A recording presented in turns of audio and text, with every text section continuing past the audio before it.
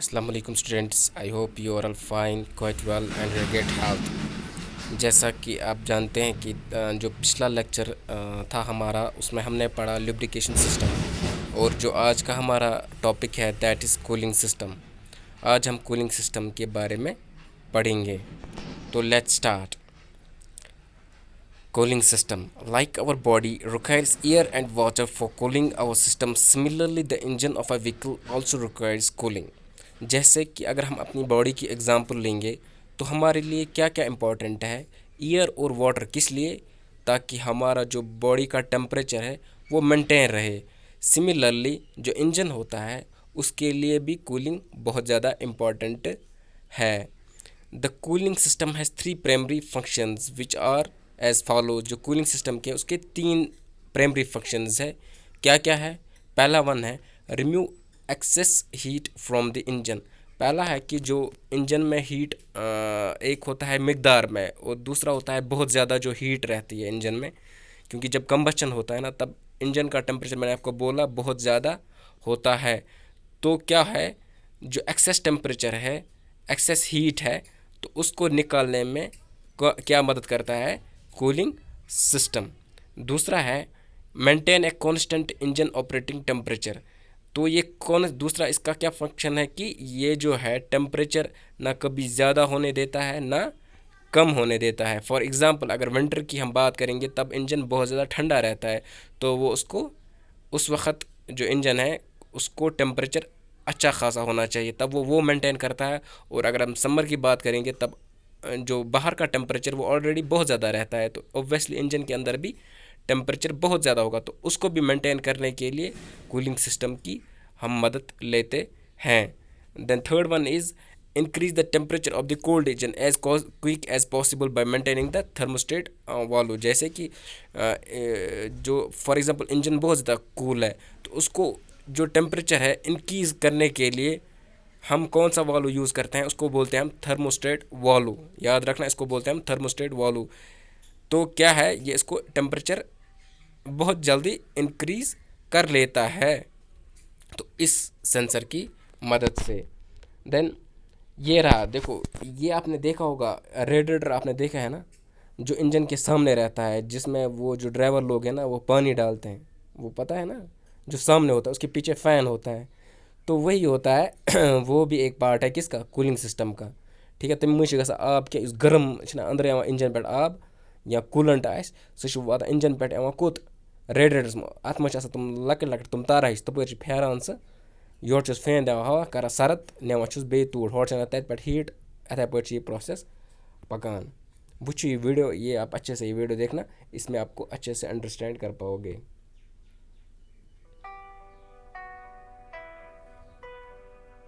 जब एक engine running condition में रहता है तब सिलेंडर के अंदर बहुत ही ज्यादा हीट उत्पन्न होता है। टेम्परेचर इतना ज्यादा रहता है कि अंदर का जो मूविंग पार्ट्स है उसके ऊपर से लुब्रिकेंट का जो पतला सा स्तर है वो हट जाते हैं।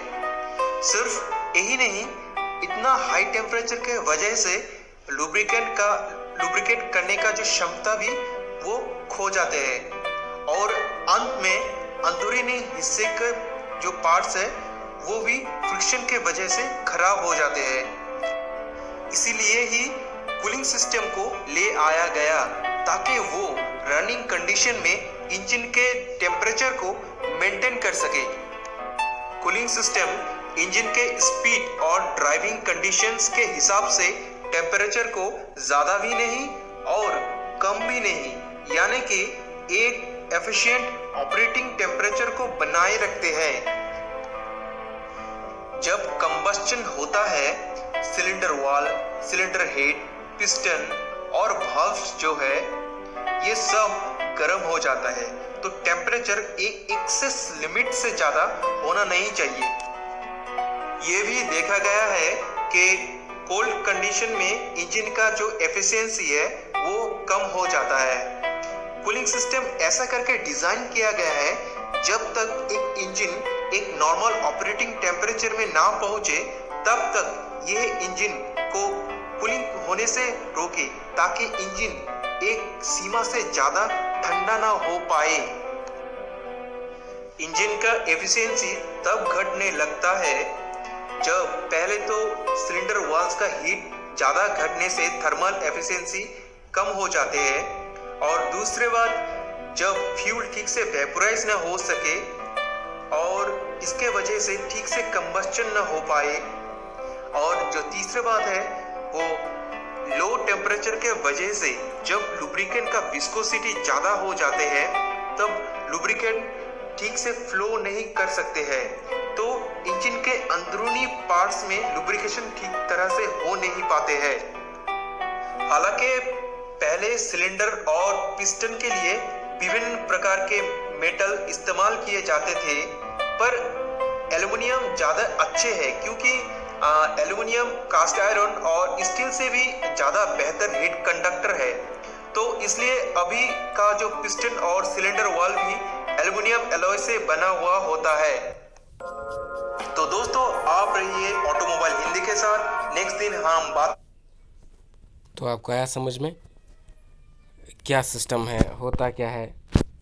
तो इसमें आपने अच्छे से समझा कि कूलिंग सिस्टम कैसे होता है और क्यों ज़रूरी है, ये भी आपने इस वीडियो में समझा। अब नेसेसिटी ऑफ कूलिंग हम पढ़ेंगे कि क्यों ज़रूरी है। तो पहला है कि the cylinder of internal combustion engine requires cooling because the engine can not convert all the heat energy released by the combustion into useful work. देखो, जब इंजन में जो है ये जब कंबशन होता है ना फ्यूल का, तो वहाँ पे हीट जो है वो किस लिए यूज़ होता है, ताकि गाड़ी जो है वो रन कर सके, उसके लिए, उस पर्पज़ के लिए। बट वो सारी यूज़ नहीं होती है उसके लिए। तो थोड़ी जो इसमें से हीट है वो कहाँ, इंजन के जो साइड वॉल्स होते हैं ना, जो सिलेंडर के साइड वॉल्स होते हैं, सॉरी, तो वहाँ पे रह जाता है। तो उसको बाहर निकालने के लिए कूलिंग सिस्टम की बहुत ज़्यादा ज़रूरत पड़ती है। देखो, liquid cooling is employed in most of the IC engines whether they are used in automobiles or elsewhere. The water coolant is circulated around the cylinder to pick up the heat and then dissipate it through the radiator. जैसे कि मैंने आपको बोला, जो engine में, जो cylinder के आसपास या इंजन के आसपास जो इंजन में हीट रहता है, तो क्या है, जो कूलेंट आपको पता ही है जो गाड़ियों में डालते हैं, तो वो क्या करता है, वो जो हीट है जो इंजन में होता है, तो वो वहाँ से हीट निकाल कर कहाँ पे ले जाता है, उसको रेडिएटर में, जो मैंने आपको अभी बोला, जो गाड़ी के सामने रहता है, ताकि जो इंजन है वो ठंडा रह सके। तो रेडिएटर में जब वो पूछा गर्म जो है, वो जो हीट था कूलेंट ने अपने साथ लाया उसको, तो फिर उसको फिर से ठंडा किया, फिर से इंजन में गया, वो गर्म किया, ऐसे ही ये प्रोसेस चलता रहता है। As the temperature increase from 71 to 82 degree centigrade to the thermostat openers and sends water to the radiator.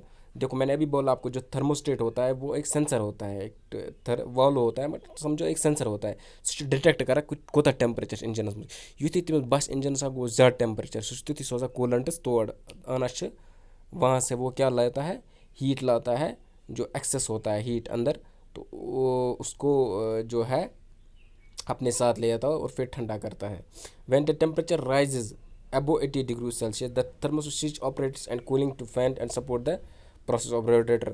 तो जब टेम्परेचर इंक्रीज़ होता है तो फिर क्या करता है, फ़ैन को ऑन करता है, तो जल्दी जल्दी कूलिंग करके उसको वापस भेजता है, फिर से हीट जो हीट जमा हो गया था कहाँ पे, सिलेंडर में, इंजन में, तो उसको फिर से उसको ठंडा करता है। देखो, अगर ये प्रोसेस नहीं होता तो फिर इंजन क्या कैसे सुकुमले है कि नहीं, जब वहाँ पे बहुत ज़्यादा टेम्परेचर रह जाता तो वो पिघल जाता।